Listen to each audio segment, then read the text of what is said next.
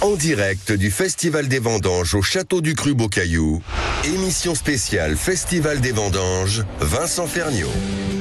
Bonjour les amis, en direct du Château du Cru Beaucaillou, au cœur du Médoc, sous un beau soleil d'automne, vraiment ça fait plaisir. Eh bien oui, ce Festival des Vendanges, je suis un peu l'envoyé spécial, je suis un peu le Tintin reporter d'Alain Marty et de son équipe. Ce n'est pas Invino, pour ceux qui ont l'habitude d'écouter à cet horaire Invino, mais on va quand même être dans le monde du vin, et plus particulièrement sur une passerelle entre la cuisine et le vin, puisque c'est l'objet du concours qui avait lieu il y a quelques minutes, toute cette matinée qui s'est résolu il y a quelques minutes. Je suis avec le président du jury de ce concours de cuisine au vin, c'est Bruno Oliver, chef et bordelais. C'est très important, Bruno, d'être le régional de l'étape. C'est important, une famille de chefs, puisque Raymond, chef au Grand Véfour à Paris. Un bordelais qui est un Rastignac qui s'est déplacé vers Paris. Dont on me parle toujours de la recette des crêpes, où il met à peu près 1 litre de pastis dans la pâte à crêpes. Mais bon, c'est pour charrier un petit peu. Non, et ton père, Bruno, Michel donc, avec qui j'ai travaillé étant très jeune, puisque ma mère a produit son émission de télé à l'époque. Bien sûr, drôle. Christine Collange, quelle femme merveilleuse. Je l'adore, paix à son âme. En tout cas, nous, la cuisine, on connaît un petit peu en bordelais, puisqu'on est vraiment le département qui fait le mieux la cuisine en France. Donc ça y est, ça commence. Et c'est aussi le département qui a les meilleurs vins. Tout le monde le sait. Voilà. Certains ont du mal à l'admettre, mais nous, nous aurons les bourguignons tout à l'heure. Alors écoute, ce matin, je me suis arrêté quand je suis venu, il était très tôt, comme d'ailleurs les participants au concours. J'ai cueilli quelques cèpes dans les bois. Ça, c'est pour m'énerver aussi. J'ai tiré quelques grives. Voilà. Et je t'ai ramené 1 ou 2 palombes pour te montrer que on avait les mains pleines ici, qu'il y avait un véritable terroir. Et tu m'as surtout rapporté les 2 vainqueurs. Ils sont formidables. Alors d'abord, ils sont hyper mignons, parce ça pourrait être un couple. Ils sont très jeunes.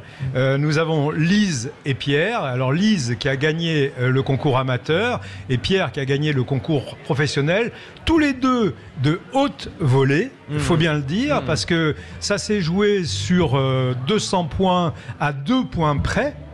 Donc ça veut dire que ça s'est largement chicoré. Il y a eu des salades de phalanges, mais à la fin, le jury ils sont pas du tout marqués. Non. Non, mais il faut rappeler quand même que ce concours est organisé chaque année à l'initiative de Bruno Bory, le propriétaire des lieux, parce qu'il veut absolument que l'on réintroduise l'idée d'une gastronomie à base de vin.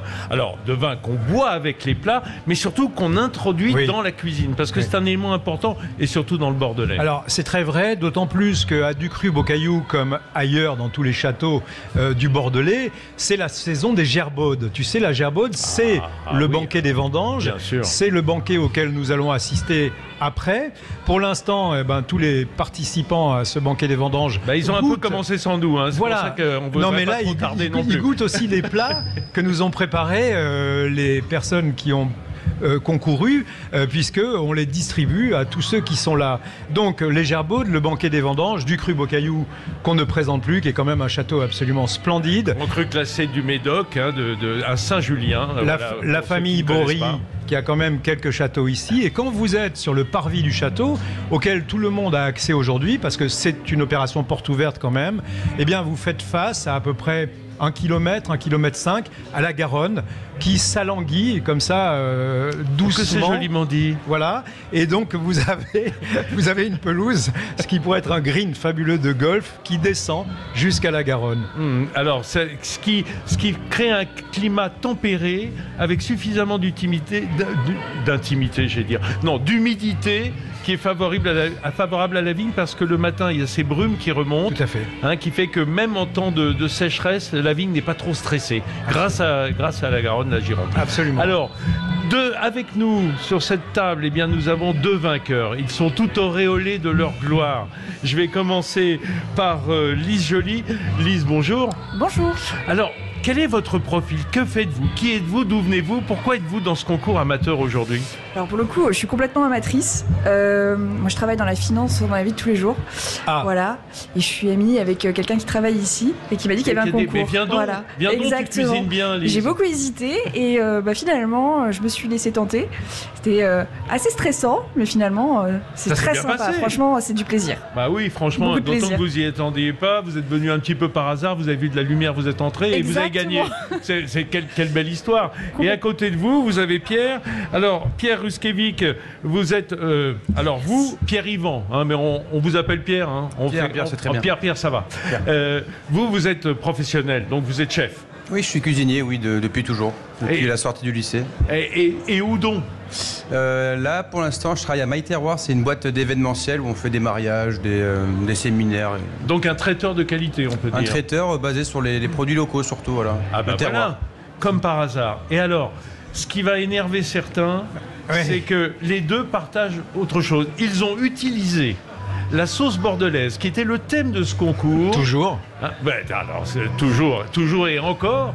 Cette sauce bordelaise, ils l'ont utilisée en la détournant un petit peu de leur fonction première, qui est généralement l'utilisation avec, allez, on va dire, grosso modo, la viande, hein, et plutôt la viande de bœuf, la sauce bordelaise. Oui, c'est vrai, mais bon, il peut y avoir aussi, tu sais, des matelotes, quand tu as un poisson comme l'anguille ou la lamproie ou la lauze, tu peux détourner la sauce bordelaise. La lamproie, c'est pas vraiment de la sauce bordelaise, parce qu'on y met du poireau et pas de moelle. Et du sang. Ouais. Donc, c'est une émanation. C'est vrai. Mais révèle-nous la recette qui, en plus, incroyable, sans se concerter, incroyable. Chacune de leurs recettes à gagner. Alors, ils vont surtout eux en parler, mais c'est incroyable parce qu'on a quand même 6 plats qui nous ont été présentés.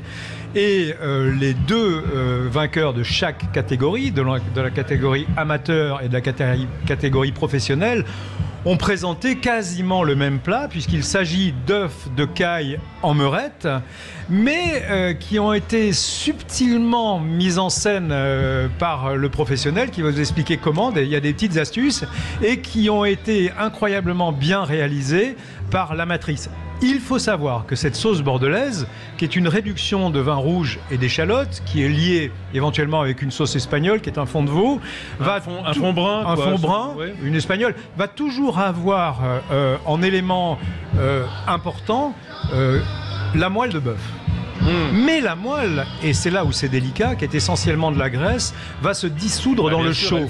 Elle fond. C'est pour ça qu'on la fait toujours pocher dans de l'eau tiède. Comment êtes-vous arrivés, Lise et Pierre, à faire figurer cette moelle dans vos plats tout en contournant sa problématique? C'est obstacle majeur. Alors on va commencer par Lise. Pour mettre la moelle dans la sauce? Oui. Bah effectivement, je l'ai poché la veille, je l'ai fait tremper déjà. Vous l'avez fait dégorger? Je l'ai fait dégorger pendant quasiment 12 heures au frigo, peut-être un peu plus même. Derrière, je l'ai fait pocher. Alors j'ai bien galéré parce que les os sont quand même très longs, ne rentraient pas forcément dans mes casseroles. J'ai pas de matériel de professionnel. Poché en démarrage à l'eau froide ou à l'eau chaude directement? À l'eau chaude. Eau bouillante. Eau bouillante. C'est intéressant. Alors, oui, intéressant. Un tout petit peu en dessous, à 85-90 degrés. Voilà. Dis donc, pas une amatrice, hein. Voilà. Intéressant et transgressif. Je me suis beaucoup renseignée et tout ça, et j'ai regardé. Pierre, vous de votre côté, comment vous réaliser cet exploit? Moi, pareil, j'ai fait pocher dans un courbouillon ma moelle. Et une fois qu'elle avait poché, environ 5 minutes après ébullition, moi je l'ai passé au four pour donner ce petit côté grillé qu'on aime bien de la moelle. Et après, j'ai laissé toute la nuit ma sauce à 90 degrés avec la moelle dedans pour se dissoudre. Et voilà. Pardon. Voilà, écoutez. Tu vois quand même, il y a du travail. Et il ne faut pas oublier, et tu le sais très bien, mon petit Vincent, qu'il est mignon. Mais vous ne le voyez pas, il est joli, il est très bronzé, il a l'œil bleu vif. Oui, bien sûr. Une petite, un petit bouc de mousquetaire. C'est que la moelle, elle est terriblement importante dans le pot-au-feu. Et elle ne figure jamais dans le pot-au-feu, elle est à côté en fait. Tu prends un peu de bouillon que tu fais tiédir et tu poches la moelle à côté et tu vas la servir dans le plat de pot-au-feu. Si tu la mets dans ta gamelle où il y a le pot-au-feu, malheureusement, l'os qui est convoité par toute la table sera vide. Et piqué. Et il n'y a plus qu'à siffler dans le trou de l'os pour faire un petit peu de musique. Ça fait une longue vue pour les enfants qui sont là, pas loin, qui veulent s'amuser. Bon, en tout cas, restez avec nous si vous êtes ce matin à l'écoute de cette spéciale fête des vendanges à Ducru-Beaucaillou en Médoc. Et parce que dans un instant, la polémique va être à l'antenne. Nous appellerons un bourguignon, et pas n'importe lequel, l'organisateur du championnat du monde des œufs meurettes. Aïe, ça va chagner. Dans 2 secondes, on se retrouve tout de suite après ça. Allez. Émission spéciale Festival des vendanges. En direct du Festival des vendanges au Château du Cru-Beaucaillou. Émission spéciale Festival des vendanges, Vincent Ferniaud. Oui, mes amis, retour ici au cœur du Médoc, à Saint-Julien-Médoc. Ah oui, Saint-Julien, ça évoque tout de suite. Hein. On sait où on est. Je suis avec Bruno Oliver, qui était le président du jury de ce magnifique concours de la sauce bordelaise, oui, qui nous a révélé, il y a quelques minutes, devant vos oreilles effarées, mes amis, que les deux vainqueurs avaient fait en fait des œufs en meurette, mais des œufs en meurette à la bordelaise. A-t-on le droit à cette appellation? Je vais tout de suite poser la question à quelqu'un qui va nous répondre. Oui. Sans nul doute, nous l'avons au téléphone avec nous depuis les alentours de Beaune, en Bourgogne, génial, en Côte d'Or. C'est Arnaud Orcel, l'intendant général de la confrérie du Tas de Vin. Et oui, les Bordelais là se disent « Oh là là, c'est du sérieux ». Bonjour oui, Arnaud. Bonjour Vincent. Comment ça va ce matin en Bourgogne? Il fait très beau en Bourgogne ce matin, comme à Bordeaux j'imagine. Oui, super beau effectivement. Arnaud, je ne sais pas si vous m'avez entendu, les deux vainqueurs de ce concours de sauce bordelaise, au milieu des autres concurrents, avaient pour particularité d'avoir fait des œufs en meurette à la sauce bordelaise. Ont-ils le droit, Arnaud Orcel? Est-ce qu'ils ont le droit? Voilà, c'est tout. Ont-ils le droit? Ont-ils le droit? S'ils ont gagné, c'est que évidemment ils avaient à l'esprit un petit peu la Bourgogne et notre approche de la gastronomie. Non, sans pas rire. Du tout, bien sûr. Arnaud, bien sûr. Ils m'ont pas du tout dit ça. Hein. Bruno Oliver s'insurge en bon bordelais qu'il est. Ah oui.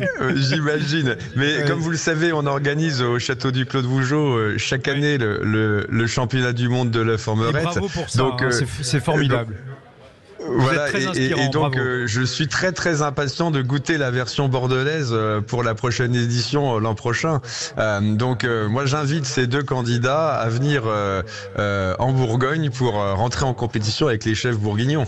Alors, Arnaud, juste une question, pardon Vincent, juste une question parce qu'on a effectivement ces œufs en meurette, qu'on appelle d'ailleurs œufs en couille d'âne, qui sont, à cause de la ressemblance, qui sont en général pochés dans du vin rouge. Cette fois-ci, ils ont été servis avec de la moelle, vous avez bien entendu, mais est-ce que vous êtes au courant qu'il existe aussi une recette où il y a les crêtes de coq qui sont servies avec ? Alors j'attends avec impatience de déguster cette version-là, parce que des couilles d'âne et des crêtes de coq, là on est dans une ménagerie extraordinaire. Hein. Merci de le signaler, effectivement c'est le zoo vivant du Cru Beau Caillou ce matin. Arnaud Orcel, il y a quand même une différence notable, il faut qu'on en cause 2 minutes, c'est la présence de la moelle, parce qu'on sait bien que la différence principale entre une sauce d'essence bourguignonne et la sauce bordelaise, c'est cette présence de la moelle, mais aussi, je dois le signaler, l'utilisation d'un vin de Bordeaux, oui, qui Cabernet Sauvignon, Cabernet Franc-Merlot, oui, qui est plus ample, plus onctueuse, peut-être plus riche que la sauce au pinot noir qu'on utilise en Bourgogne, qui va apporter de l'acidité. Donc pas ça faux. Joue sur la recette finale, Bruno Oliver. Pas faux.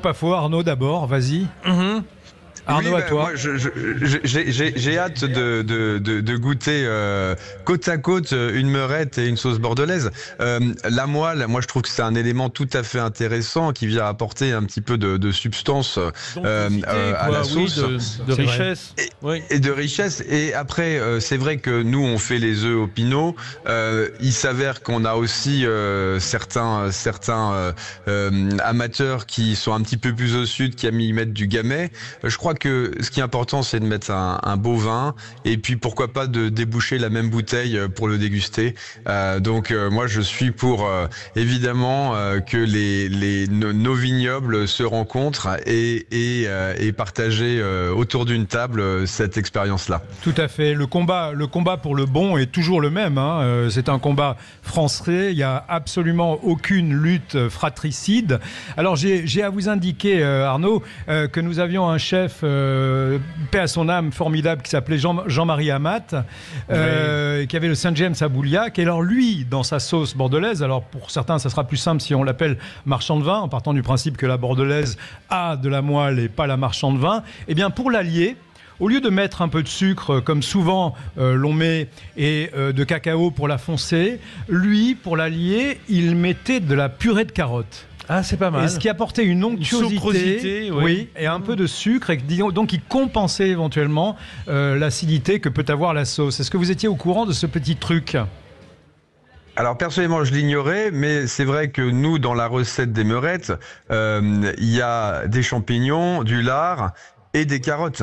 Donc on retrouve quelque chose qui résonne de notre côté, et c'est vrai que quand on croque dans une carotte qui apporte cette sucrosité, je pense qu'on va retrouver ça dans la sauce marchand de vin. Donc la boucle est bouclée pour moi. Moi, je me permets d'ajouter un autre élément dans ma sauce des œufs meurettes, qui m'a été donné d'ailleurs par un chef bourguignon. C'est un tout petit peu de crème de cassis. Qui va apporter un fruité et justement une petite sucrosité, mais un sucre de fruits, pas du saccharose. J'aime bien cette idée. Alors Pierre, là, le vainqueur du concours professionnel nous a fait quand même une astuce que vous allez apprécier, Arnaud, à sa hauteur. C'est qu'il a enlevé les lardons de cochon, qu'il a remplacés par des lardons qu'il a fait rissoler dans de la graisse de canard, des lardons de canard avec le magret. Le magret de canard, oui. Et donc c'était hyper intelligent parce que... Et très bordelais du coup. Et très bordelais parce que le cochon n'était pas là, quoi. Il est arrivé à faire la recette tout en la détournant un petit peu, et j'ai trouvé ça très intéressant. Comme ça, il marche pas sur les plates-bandes du Clos Vougeot. C'est bien, Arnaud, ça. Oui, c'est pas mal, mais vous me faites saliver, les amis, là, avec ces évocations là. Il est déjà 13h15. La guerre de clocher de Vincent. Alors, vous partagez quelque chose quand même dans ces deux concours. Je dirais ce mélange des terroirs, ce mélange des territoires, parce que Arnaud, on vous l'a pas demandé, mais le vainqueur cette année de ce championnat du monde de l'œuf meurette, d'où était-il, le garçon? Le vainqueur, figurez-vous que il n'est pas bourguignon, il n'est pas bordelais, il n'est même pas français. C'est le chef Edgar Trudeau-Ferrin, qui est restaurateur à Rosélis à Montréal, qui venait pour la première fois. Tabarnak de Chris, c'est incroyable. Ce gars, ils sont pas fous. Cet Edgar avait gagné la poule de qualification Amérique du Nord. Donc on avait fait une poule de qualification, parce qu'on aime bien les jeux de mots, évidemment. Et il est venu passer 3 jours en Bourgogne, et il remporte avec lui le titre de champion du monde de l'œuf en meurette. Donc il faut aller, pour goûter les meilleurs œufs en meurette du monde, il faut aller à Montréal.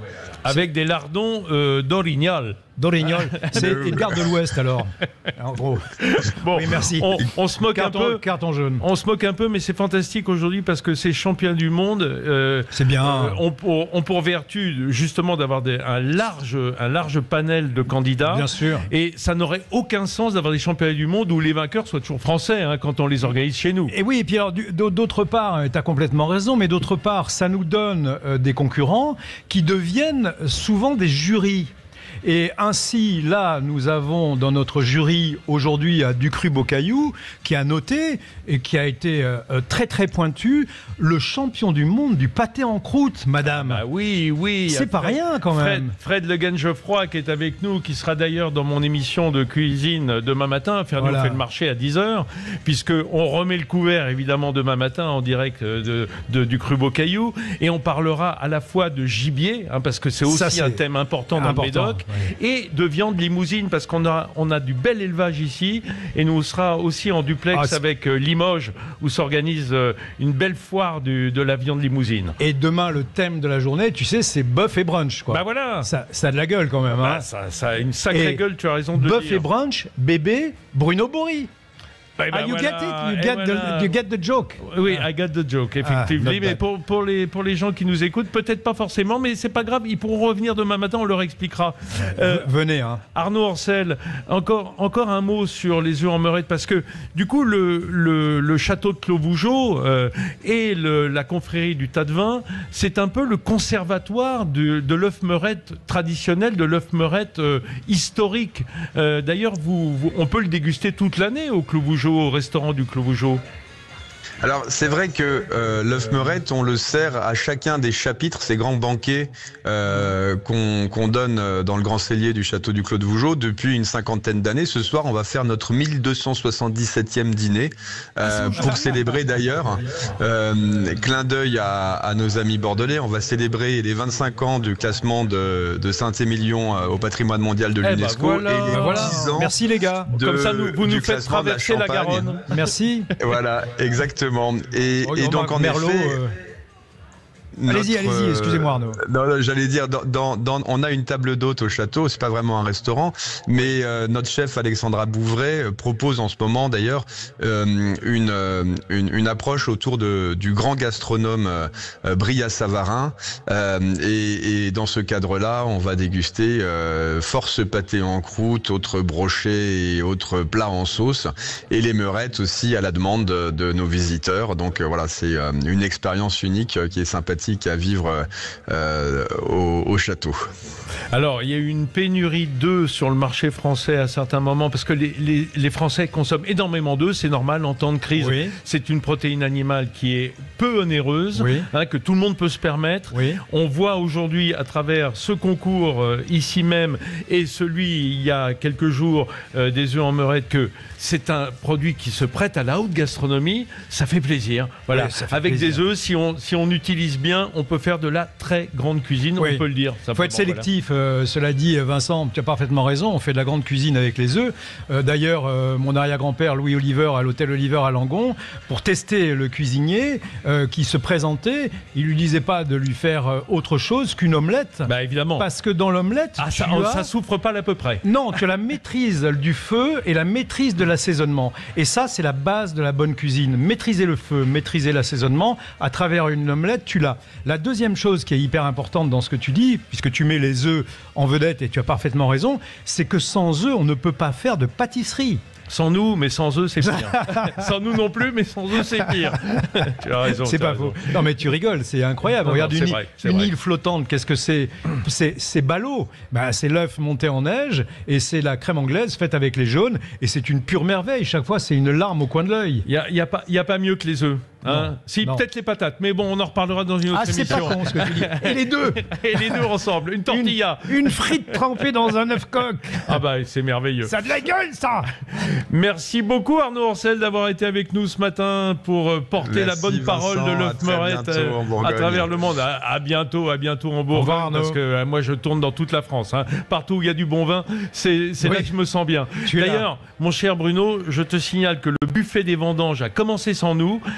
J'ai l'impression qu'il faudrait pas trop tarder à y aller là. Tu connais Hein? le menu en plus? Ah ben, j'ai entendu dire. Du grenier médocain, une garbure. Ensuite, tu as un petit bœuf bourguignon. Ensuite, tu as à la bordelaise. Arrête, Ensuite, tu énerves côte les de bœuf auditeurs. au sarment. Après, tu as un plateau de fromage. Ensuite, tu as 3-4 desserts, des petits desserts, rien du tout. Voilà, ça y est, on s'est coupé de la moitié de nos auditeurs, hein, parce que tu leur as donné faim, ils sont déjà partis dans le frigo.